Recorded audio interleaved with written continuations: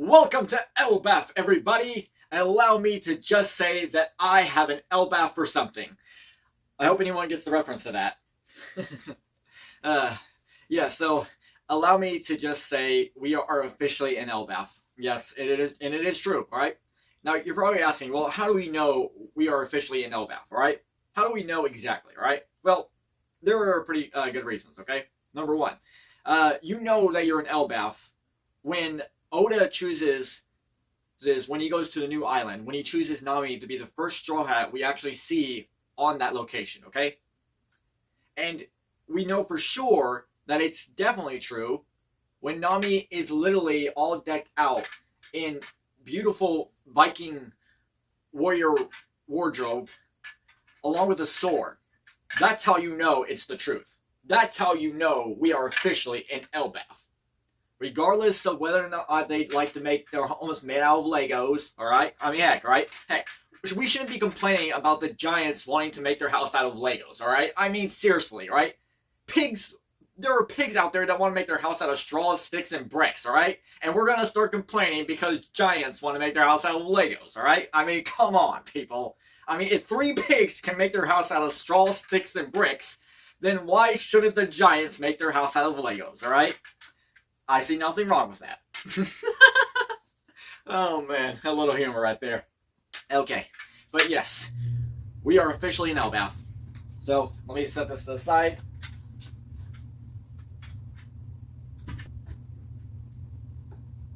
Yeah. There we go. Alright. Now I just gotta hope that doesn't actually fall. Please don't knock it over. Alright. Hello everybody, my name is Clifford, and I am back for a brand new video. I do apologize for the long wait. I've actually been trying to get this video out a little while before, but I've sort of been having some drawbacks on it like that. I have been sort of like taking care of a few issues and like that, but I am ready to try and get a video out, and I'm ready to get started, okay? So, what am I going to be doing in this video, right? Well, what I'm going to be basically doing in this video is that I'm actually going to go over my suggestions and predictions on what I think could actually occur in Elbaf necessarily, okay? And it isn't going to necessarily be an exact... the easiest way to explain it is that I'm actually going to go over some characters, mostly secondary characters, who I think could have like a big impact on Elbaf. Maybe not throughout the entire arc, but you know, they could have like a very good moment. Like they could have like a particular dedicated chapter to them, or maybe like a center part, or to really really focus, right? To really focus something in. Now keep in mind that just because of what I'm going to suggest doesn't necessarily mean that it's going to be actually true, okay? And a lot of these things I'm going to basically be talking about. Some of this stuff is actually quite, to put it simple, other people have actually talked about it before, and it's really so much like a general idea that just seems to make a lot of sense, okay? And furthermore, to basically add to this, I'm also only going to be, I'm not going to be focusing on like any of the Straw Hats currently, okay? And any of the Straw Hats are basically mentioned, it's only to basically include them into the characters I'm mentioning, okay? So I just want to get that out of the way. And I do have other stuff to talk about as well. I will basically, at the end of the video, I will basically give you a small, preview or detail of what the next video is going to be about. So stay tuned for that. Alright, so the first character I want to talk about is Loki, alright? So Loki, in the One Piece world, is basically the Prince of Giants, right? He is basically the Prince of Elbaf, okay? Now, Loki, in terms of Norse mythology, is basically described as, a mischievous trickster god like that, who is the brother of Thor, okay? Now, most people in terms of like North American worlds like that, unless you're someone who is really a big fan of Norse mythology and actually knows everything about it, most people would probably think of Loki from like the Marvel Cinematic Universe, right? Which is completely different, right? Well, I mean, it takes inspiration from it, but it's completely different compared to the real Nordic mythologies, okay? Which, technically speaking, even Oda's version of Loki might be specifically different, okay? But Loki is the Prince of Elbaf, right? Now, there are a few things we can look at for Loki in general, okay? So when we first get introduced to Loki, or when we're first, first told about him, or when we first learn about him, okay, is during the Whole Cake Island arc, okay? We actually discovered and find out that Loki had actually fallen in love with Lola, okay? Lola being one of Big Mom's children, the same Lola who Nami and the others befriended on Throne Bark, right? And it was actually Lola who actually gave Nami Big Mom's Viva card, okay? And they ended up making a very good connection with each other, okay? And because of that, Loki, who basically fallen in love with Lola, wanted her hand in marriage. However, Lola did not basically return these feelings, and for Lola, she didn't actually love Loki, all right? She didn't necessarily hate him or have anything against him. She just didn't love him, all right? She wanted to go out there and find her own love, okay? She didn't want to have to be forced into this marriage, because the way for Big Mom, if Lola would have actually married Loki, to her, she basically believes that she would have enough power to actually overtake, basically have enough power to even become king of the pirates in that case, okay? And since Loki didn't actually manage to marry Lola, it's like that, because Lola ran off, Big Mom even went ahead and even tried to get Chiffon, Lola's twin sister, as her replacement, okay? However, the Giants were able to see through this and ended up making a big problem for Big Mom in the end, right? But there's more to Big Mom's past with the Giants than you might realize, okay? So some theories out there suggest that Loki might have fallen in love with Nami, right? Maybe Nami is actually going to be forced into some kind of marriage with Loki, okay? That is one possibility. Others basically see an idea that maybe Loki isn't actually going to be the main bad guy or main threat, because for the way Oda has basically been doing these things is that anytime we go to like an island in general world that basically needs saving, usually the representative of the prince or princess in that case are always in the sense of like asking Luffy for help, okay? However, that doesn't necessarily mean that Oda can't twist it upon itself and actually add something new, okay? And one thing to point out here to not really go into specific details is that so far there are pretty interesting things that actually suggest that Elbaf itself might have some parallels to Alabasta in some cases, okay? But yeah, so Loki basically is, for a lot of people out there, they really believe that Loki might actually fall in love with Nami, all right? And it might lead into something with that, okay? Another possibility is that maybe Loki won't necessarily admit or believe that Luffy is the sun god, okay? Maybe it will be in a situation where maybe Loki tries to convince everyone that Luffy is basically a false sun god, all right? He is someone who's pretending to be the sun god, okay? And this is actually something that is sort of rising up, right? There are plenty of people out there who actually sort of think that this could be an interesting storyline to suggest a story for Elbaf, right? And that is one possible selection, all right? So I could definitely see every argument of that coming true. So whether or not Loki is someone who wants to marry Nami, or even Robin in that sense, okay? I can see both possible answers true. I can also suggest that the idea that Loki will basically refuse to admit that Luffy is the sun god and choose not to believe in that and suggest that he is like a false sun god. I do apologize for that. Kat was trying to get down and it sort of like rattled the phone, so I do apologize for that. And you know, I can also see the situation where maybe Loki is not really considered like the threat, and he basically needs Luffy's help, right? So I can definitely all see that as basically being right answers, okay? Whether or not any of them actually come true, or if that's actually what they're going to be, we'll have to wait and see, okay? Alright. Now, let's move on to Saul and Robin, okay? So, this one will be very simple and stuff like that.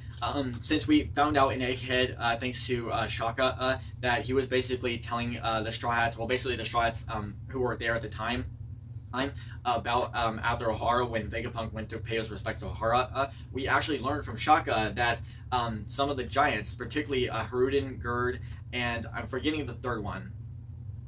He was one of the he's one of the youngest ones of the new giant warrior pirates. Okay, they actually went to Elbaf and actually managed to retrieve the Ohara books. Okay, so back when Ohara went through this Buster Calls, okay, when the whole Buster thing happened, the Ohara citizens threw the books into like a lake or pond and river. Okay, in order to keep them safe from being damaged by the fire. Okay, the giants managed to actually retrieve the books and took them back to Ohara.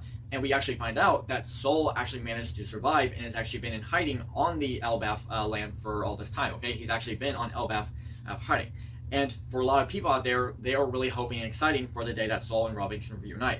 And to be honest, I would want really like a fully, not even just one chapter, right? I feel like we need at least 2 or 3 chapters for Saul and Robin to have a good moment to reunite with each other, right? Something to really connect, all right? And I don't want it to be just like a simple one panel on like that, and you know, they just like see each other and we cut away, and when we cut back we found out that they had already talked about everything and like that. It's like, no, I don't want that, okay? Robin and Saul need to have a fully dedicated chapter to them, and right, and that is something I really believe to be true, okay? And for all we know, maybe the chapter would be titled Saul and Robin, all right? Maybe something like that, okay? And I would really enjoy that very much, all right? Maybe Robin could basically we get basically a chapter that basically goes over like Robin telling her adventures and like that, telling everything that she's, telling her adventures with the Straw Hats and like that, okay? and I really see that as like a really good a story for Robin and stuff like that. So a good, that's how I basically see it, okay? Now, what else Saul could have with the whole situation in Elbaf is really not sure. To me, the only thing I can see for Saul in this case is his reunion with Robin, okay? So now let's move on to Lola and Chiffon, okay? So Lola and Chiffon, now we all know the whole situation I mentioned at the beginning for the whole Loki situation, okay? And how Big Mom was very excited that Loki had fallen in love with Lola. However, Lola did not return his feelings and did not love him. And then the whole situation with Chiffon being, sort of a replacement for Lola since she ran off, okay?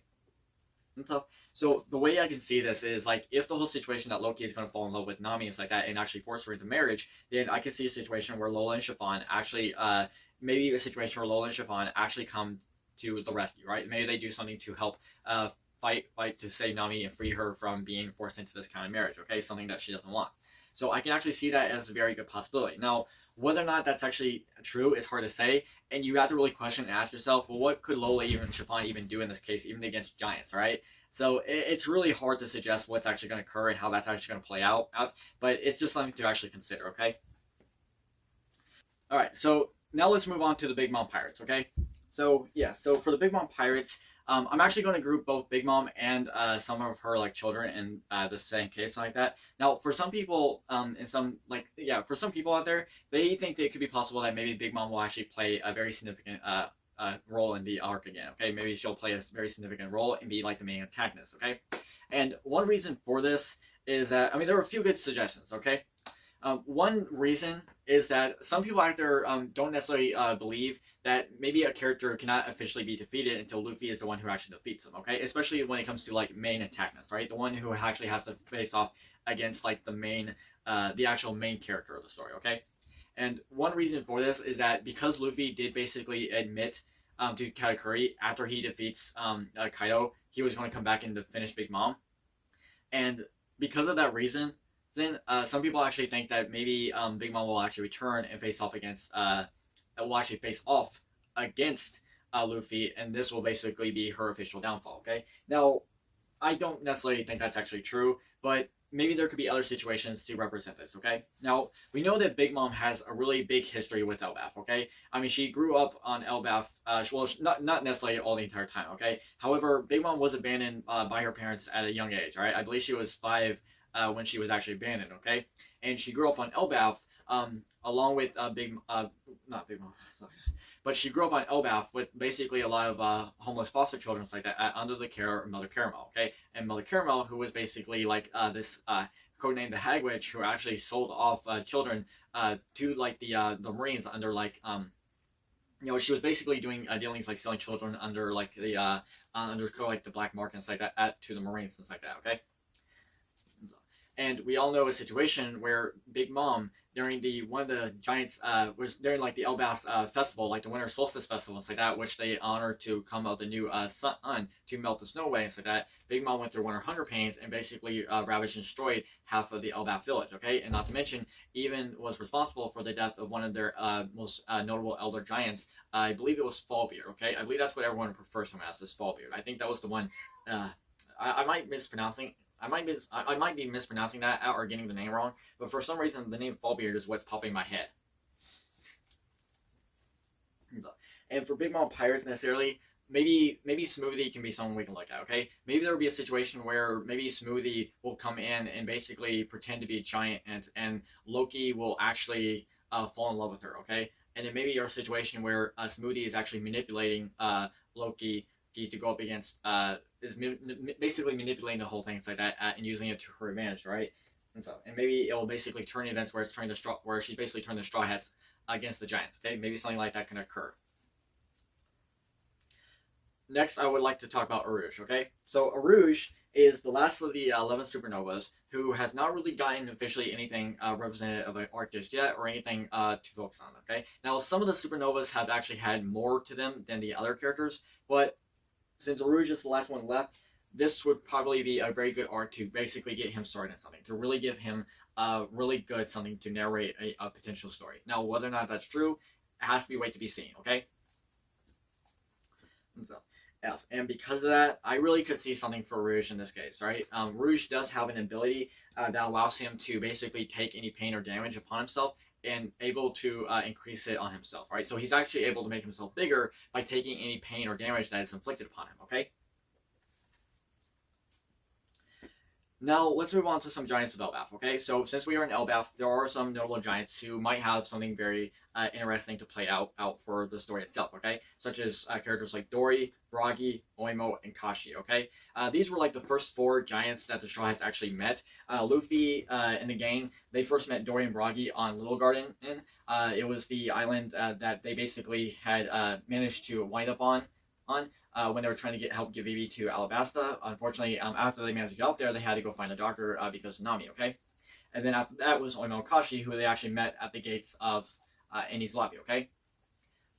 Now, we find out in the recent chapter, right? Not the one that just came out and stuff like that. Well, it's not officially out just yet, okay? But 1126, okay? We found out that Dorian... Well, actually, I believe it was 1125, okay? But we found out from Dorian... No, actually, it was 1126, okay? But we found out that Dory and Bragi only came back to Elbaf to basically get themselves new weapons, okay? So, for all we know, is like... Well, actually, I don't necessarily think so, because with the way 1126 ended up, I don't think Dory and Bragi are going to basically run away and go back to fighting, especially since when the whole chapter ended of 1126, they were freaking out because Luffy and the other Straw Hats, and some of the Straw Hats basically went missing, okay? So I don't think it would basically be a good idea for them to just not care and worry about what happened, okay? Because they are really freaking out, okay? And for Oimo and Kashi, when they met the Straw Hats like that, they were guarding the gates of Enies Lobby because they were basically told that if they guard the gates for at least 150 years, Dory and Bragi would be free, because they were basically told that Dory and Bragi were in prison and that they would basically be free as long as Oimo and Kashi agreed to guard the gates for 150 years, okay? However, thanks to the Straw Hats, they've actually found out that Dory and Bragi had been fighting on a fight of Little Gardens like that. They've been fighting on Little Garden for, I think it's been like 100 years. So because of that, and since these are like the 4 really good giants of Elbaf who befriended the Straw Hats, they could have some very good parallels or impacts to really focus on in the story, okay? So I can actually say something for that very case. Now, one thing I would like to mention here is that I'm not going to be discussing the new giant warrior pirates, okay? I'm not going to go over them necessarily, because I actually want to focus on them and actually do something with them in the next video, okay? Next is Vivi, alright? So, yeah, so Vivi... I could actually see a very good parallel where Vivi will actually officially reunite with the Straw Hats, right? And a lot of reasons for this is that so far Elbaf, not in many ways, have actually done some pretty unique parallels with Alabasta in some cases, okay? So I could actually see a very good situation where Elbaf is going to be the official place where Vivi reunites with Straw Hats. And for more of this, as not only do I like this idea, but everyone else seems to like this idea as well. Because Luffy, Zoro, Nami, Sanji, and Chopper, as far as we know, okay, basically disappeared from the Elbaf ship, from the giant ship, only leaving Robin, Frankie, Brooke, and Jinbei left behind, alright? And they basically seen is like once Vivi returns, she will reunite with the Straw Hats, but she'll basically reunite with Robin and her crew first. Robin will basically have to be the one to get everyone situated with Vivi and stuff like that, and basically, you know, maybe have like a good moment for Vivi and Robin to actually talk with each other and maybe see how that can actually turn out. So that is something I think could really work for the narrative of the story, and something that would really, something that could be really entertaining, something that can really. It's hard to really put into words, but something I really think is a very good idea. Okay, and it's not just me who thinks that.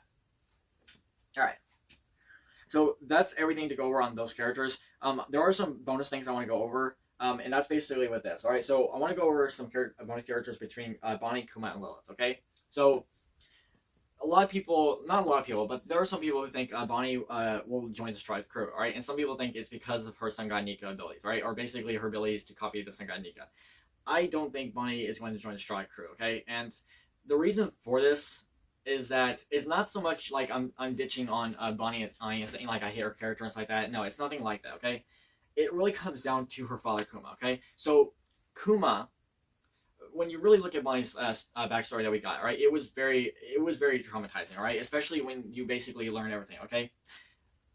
Think of it like this, okay? Maybe the easiest way for me to explain it is like this, okay? There is a theory out there that suggests that Vivi is going to get Kuma's Delphi, right? The Niku Niku no Mi, okay? And while I'm not necessarily against the idea if Oda does choose to go that route and give Vivi the Delphi, keep in mind, with a lot of cases with Delphruits, a user needs to die, okay? Bonnie is a 12-year-old girl. All right, she was forced to basically go into basically run and go out to be a pirate, right? Okay, something that she didn't want to do. Right, her goal to be a pirate was not a choice. Right, Luffy's was a choice. Okay, Luffy wanted to do that. Bonnie did not want to do that. Okay, and she spent her entire goal trying to reunite and save her father. Okay, and at the end of the Elbaf arc, or not Elbaf, I'm sorry, but at the end of AK, all right, we see that Bonnie and Kuma finally got to reunite with each other, okay? They finally got back to each other. It's like that. Bonnie got to reunite with her father, okay? And even though Kuma is not the same as he once was before, right? But deep down inside, Kuma is still in there, okay? The Kuma that she knows is still in there, okay? And to be honest, I don't think I would want a situation after we gave Bonnie, a 12-year-old girl, a really good happy ending, to just take that away just because the sake of, like, we all think that Vivi should have that Delphoid because it makes sense, right? Because her ancestor have it, okay? And, you know, Bonnie doesn't actually know Vivi, right? I mean, she probably knows her in the sense of, like, who she is, but she doesn't know her in, like, how Luffy and the Straw Hats know her, okay? So, when Kuma dies, why would Bonnie even want to consider even giving Vivi the Delphoid in the first place, right? Even if Vivi did accidentally eat us like that, you know, to Bonnie, that Delphoid would probably be more precious to her. Like, it would be something really important to her necessarily than it would be to Vivi, right? Even if it's something that Vivi can utilize, to Bonnie, it would be something more precious to her, okay? It's the same thing with Luffy and Ace's Delphoid, right? Ace's Delphoid was something that was very precious to him, all right? And that's the thing about the Delphoids is that they're not particularly owned by someone, all right? They're not necessarily represented or actually owned by you. I mean, yes, in the sense of, like, when you eat the Delphoid, the power is yours, but once you die, it's all up for grabs, right? It's all war in that sense, right? If two people want the Delphoid and they're willing to fight over to it, whoever wins gets the power, right? So even if one of those people, or say like so say for instance, like if Luffy dies, okay? If Luffy actually dies and his Delphoid gets reincarnated, and say Usopp decides to go up against someone else, okay? Someone else in order to fight for the hands to attain Luffy's Delphoid, right? Say, who could we use as an example, right? So maybe, I'm trying to think of someone who we can use as an example, okay? Maybe we just make up a new character, right? Maybe Wogo? Wogo? Yeah, Wogo. Let's see go with Wogo, okay? Usopp versus Wogo, okay? Or, you know what? I don't even know at this point. But the point I'm trying to mention here is that I just don't think I really want that, okay? And look, I know this is Oda's story and stuff like that, and I want him to tell his own story and stuff like that. It's just that I don't think I really want that. It's like, it kind of brings tears to my eyes, like, going to the whole trouble of having, like, the whole situation where Bonnie was basically told that the Sun God Nika would basically be there to free her and allow her to be free, okay? And even though she can actually mimic the Sun God's powers in some cases and like that, it was because of Luffy that she was able to be free, okay? And I feel like it would not be a very good narrative and I feel like it might lose faith in herself if Luffy wasn't able to save her father, okay? If something really happened with her father and stuff like that, and then it would basically put into devastation, all right? So, and yes, I mean, there is the whole green blood thing that Vegapunk did, but I don't think it should be wise for many characters out there to just get representative green blood because it is something, okay? I mean, the Seraphim, I feel like it kind of fits since they're modeled after the original people with the Delphoids, except for the ones who didn't have the Delphoids. So, for this case, I'm sorry, but while I'm okay with Vivi joining the Strike Crew, I don't think she's going to get the Niku no Mi, only because, to me, I just don't think it has very good narratives like that to kill off Kuma after we had the whole situation where Bonnie spent her entire time trying to save her father and to basically be free, okay? What I would like is for her and Kuma to just basically go in hiding. Either stay on Elbaf, stay in hiding, or maybe not even go to the Revolutionary Army, okay? I think it would just best for them to stay on Elbaf and stay in hiding, okay? Something where they can just be safe, okay? Yeah, so, I'm sorry, but that's just how I see it. And for Lilith, you know, for any one of those three characters, or between Lilith, Bonnie, and Kuma, to me, I think Lilith would have much more of a potential to actually join the Strike Crew than Bonnie would. But I can also see a situation where Lilith decides to dedicate herself to restore Bonnie's father to his original self, or maybe she decides to go off and join the Revolutionary Army and help them out. Okay, maybe something like that. Okay. However, we'll have to wait and see. But that's basically how I see it, okay? That's everything I have down on that. So let me know what you like, and if anything you have to suggest, please let me know in the comment section below, okay? So here's a bit of details on what I'm actually going to discuss in the next video, okay? What I'm really going to discuss, okay? Alright, so this is actually what I wanted to basically mention in the next video, okay? And I'll go over it in the next video, so stay tuned for that, okay? So Oda is sort of taking inspiration of Elbaf and basing it off of like Nordic and Scandinavian countries, okay? Particularly around like Norse mythology, okay? There are 5 Nordic continents, right? 5 Nordic countries, okay? 3 of them are best known and represented by Scandinavians, okay? And I think the 5 East Blue Straw Hats can best represent one of the 5 Nordic continents, right? One of the 5 Nordic North European continents, okay? Luffy, I can see representing Denmark, okay? Zoro for Norway. Nami for Sweden, which is obvious because Oda already chose to represent Sweden as Nami's nationality in the real world. Usopp for Finland, and Sanji for Iceland, okay? These 5 are known as the, are basically the 5 Nordic countries, okay? And Denmark, Norway, and Sweden are the 3 representative of Scandinavians, right? The Scandinavian continents or countries, okay? I don't think it was, I think something is like really planned here, that Oda chose these Straw Hats to basically be their representative here, okay? I think Oda chose to have Luffy, Zoro, and Nami, and Usopp and Sanji, along with Chopper, we don't know about Chopper necessarily, okay? Disappear from the Elbaf ship, because I think there's something that these 5 are going to have a very central part, okay? I think something is really going to focus on with them in this story, okay? And so stay tuned for that. In the next video, I will lay down like any connections I have for how these characters can fit it and why they actually best represent that nation, okay? So that is everything to discuss. My name is Cliff Ford. I hope you all had a great day. Please, if you liked the video, leave a comment down below. Subscribe to the channel. Do whatever you need to make yourselves happy. Thank you. You all have a great day. Have a good day.